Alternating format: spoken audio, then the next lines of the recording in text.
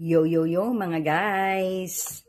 Ito ba yung Tita Marie? So, it's going to 2 o'clock na, guys. At ngayon po, kumakain po tayo ng tanghalian. Ito po ang aking kinakain. Yung niluto ko kahapon. Na sarsyado pong isda. May natira. Di yun ang kainin natin, guys. Di ba? Tapos kaninang umaga, yung bihon. Kinain ko.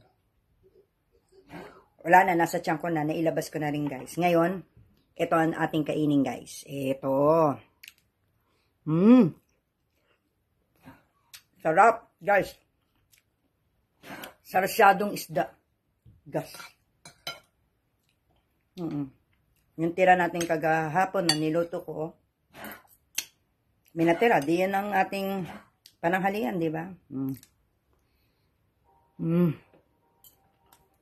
Sarap.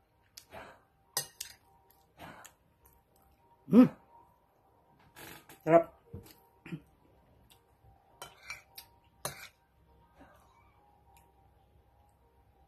Diba guys, sarsyado. Wala na nga masyadong isda guys eh.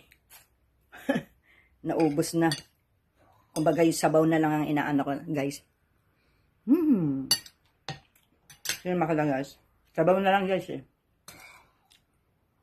Lagay natin sa kanin. Yan. Tapos ganyan natin guys. Tapos ganito natin.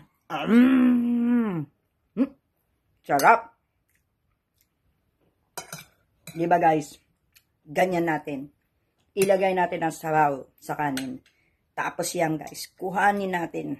Tapos yan guys. Tignan nyo mabuti guys. Tignan nyo mabuti. Isubo na natin. Sarap. Bye guys. Love you.